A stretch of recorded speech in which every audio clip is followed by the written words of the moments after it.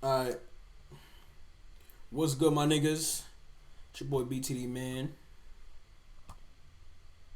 I got Jerry Springer. This is Vice TV. Jerry Springer produces Who Caused the Chaos. Dark Side of the 90s. Yeah, let's see what's going on Jerry Springer, bro. Cause I'm not gonna lie, all these successful shows always got some type of, you feel me? Some type of corruptness to them, bro. Let's see what was going on at Jerry Springer, bro. The irony is that there was a point at which the Jerry Springer Show was the #1 talk show in daytime television. Facts. It actually beat Oprah Winfrey at its peak. And yet, it was a talk show where there was very little talking. People didn't talk. It was about the conflict and the Jerry. I think most people were watching it and saying, who are these people? The bouncers who were at every show always had something to do.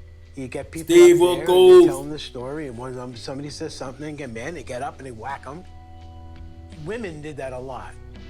When two women got up and were angry, they literally tore the place apart. And that happened almost immediately, because when we started to deal with real people, with real subjects, the real things that happen in their life, you got to expect real emotion. It was about putting violence on television. It was about the unexpected, and it was about drawing a crowd. Who doesn't stop to look at a car wreck? You rub two sticks together and you get fire.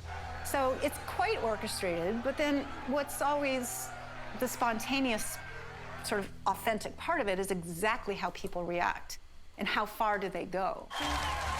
None of the violence can take place without producers handpicking guests who are willing to unleash their rage on national television. Yeah. It's always, oh, they put on trash people. They weren't trash people, they were good people.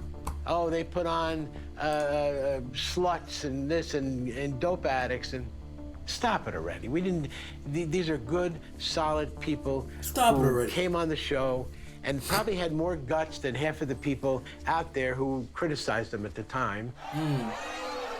Sometimes you would get people who genuinely thought that they didn't have any other option except for trying to resolve it this way. Some people were honestly just messy people who loved drama and wanted a free trip and wanted attention.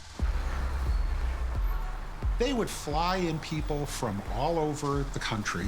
They would put them up in hotels, give them a room service allowance. They would drive them by limo to the studio.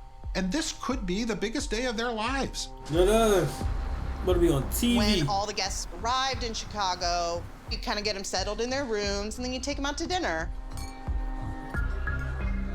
I was on the family drama team, and a big part of hanging out with the guests was you were kind of making sure that they didn't get too drunk to show up to the show the next day. They must have had a problem with that in the past, because I remember being explicitly told to make sure they don't get too drunk. And then the next day, they would come into the office and meet the producer, and the producer is the one who would get them all riled up. Tell them, you need to confront her. You need to clear the air. You need to tell everybody the truth and all this kind of stuff. And the producer... hyping them up, like instigating real quick, like, yo, nah, the producers was instigators, okay? Get them all ready to come out on stage. Everything that producers do from the moment they put the feelers out to find guests, finding other people to go on the show with them, everything is really geared toward getting the money shot. And by that I mean this sort of expression of raw emotion on the part of the guest. And that's what producers want to see. That is the goal, right, of ordinary people performing on television during this era. The money shot is that moment when a guest loses their cool. One of my most memorable days on Jerry Springer is my producer hands me a list of groceries and some cab fare and says, go buy everything on this list at the store. And it was all Thanksgiving foods. This was an episode where we had a family that was having some kind of drama. They sat all the members of this family down at a big long table with all this soft, throwable food in front of them, and it was a food fight. I remember One of the women in the family was just really upset. She was really upset with how this was going. It was kind of dawning on her what was really happening. And during the commercial breaks, I remember standing there asking her to please not touch her face and please not wipe the food off of her face for continuity. And she's like very emotionally upset. She's realizing what's happening. She's humiliated. And I couldn't even offer her any kind of sympathy or comfort in that moment. Because you have to keep her. My main job at that moment was to make sure she's that angry. she looked as ridiculous as possible when the commercial break. She definitely quit her job. She seemed like she a good lady right here. This is a good fucking lady right here, man. It's a good fucking gal. Cause she definitely quit her job. She's airing the shit out, like sure that she looked as she's saying it in a ridiculous bad as possible way, like when the commercial break was over. She quit that motherfucker. That was the moment I felt the absolute worst to be there. One of my jobs was to help make sure that the guests left the stage and went to the green room and got their things together. And there's the saying in the industry, bring them in by limo, send them home by cab. Oh shit. Because now that they've delivered what you need them to do, you just send them home, like, let's get them out the door. Get up out of here. Why wasn't this longer? No. That was mad short, bro.